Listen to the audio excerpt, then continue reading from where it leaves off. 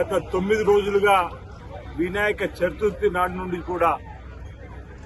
పల్లెలు, పట్టణాలు, మండలాలు, నగరాల్లో అనేక ఖాళీలు, అనేక వార్డులలో గణనాథుడు కొలువై తీరి భక్తుల చేత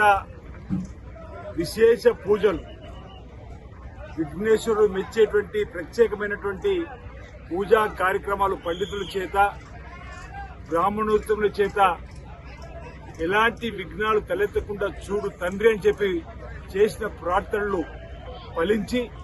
ఈనాడు నిమజ్జనోత్సవం రాష్ట్ర వ్యాప్తంగా అనేక ప్రాంతాలు ఈరోజు నిమజ్జనం జరుగుతున్న సందర్భంలో వేములవాడ పట్టణంలో వేరే నియోజకవర్గం పరిసర గ్రామాల్లో కూడా గణేష్ నిమజ్జనోత్సవ కార్యక్రమం బ్రహ్మాండంగా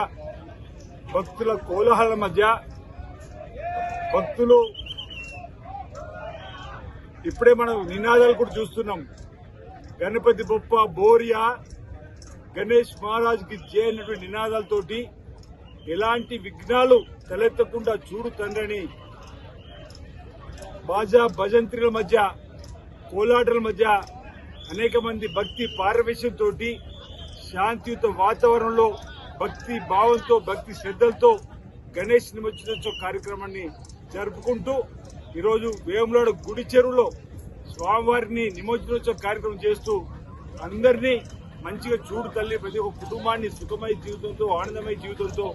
ఆ శ్రేష్ఠులతో, ఆయుర్వేదంతో ముందుకు సాగే విధంగా ఎలాంటి విఘ్నాలు ఏ కుటుంబాన్ని తలెత్తకుండా చూడు తండ్రి అంటూ లోక కళ్యాణం జరిపించుతానని ఆ భగవంతుడు ప్రార్థించే కార్యక్రమం బ్రహ్మాండంగా సాగుతా ఉంది. ఈరోజు రాష్ట్ర ప్రభుత్వం రాష్ట్ర వ్యాప్తంగా గణేష్ మండపాలకు సంబంధించినటువంటి నిర్వాహకులకు ఇప్పటికే సూచనలు సలహాలు చేసే సందర్భం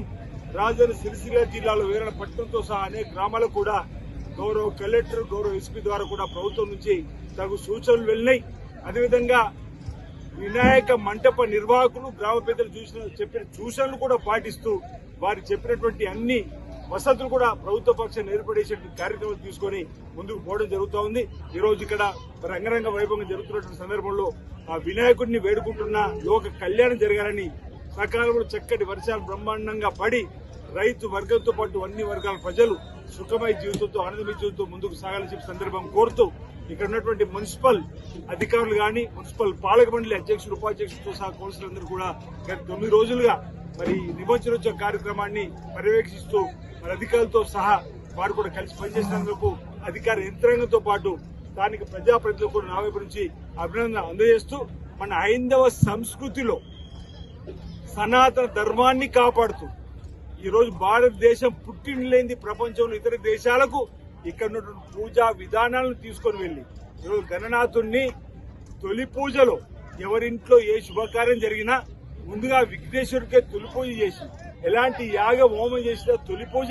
విఘ్నేశ్వరుడికే గౌరవం చేసి ఎలాంటి విఘ్నాలు తల్లితో కూడా చూడమని చెప్పినటువంటి ఆ మహా గణనాథుని పండుగ ఈరోజు అంగరంగ వైభవంగా గత 9 రోజులుగా 10 రోజులుగా బ్రహ్మాండంగా జరిగింది. ఈ సందర్భంగా ప్రజలందరికీ కూడా నేను శుభాకాంక్షలు తెలియజేస్తూ అందరికీ విఘ్నాలు తొలగిపోవాలి, ఈ ప్రాంతానికి కూడా ఎలాంటి విఘ్నాలు తలెత్తకుండా మరి ఈ ప్రాంతం సుభిక్షంగా ఉండాలని చెప్పి ఆ భగవంతుని వినాయకుడు కోరుతా ఉన్న అందరికీ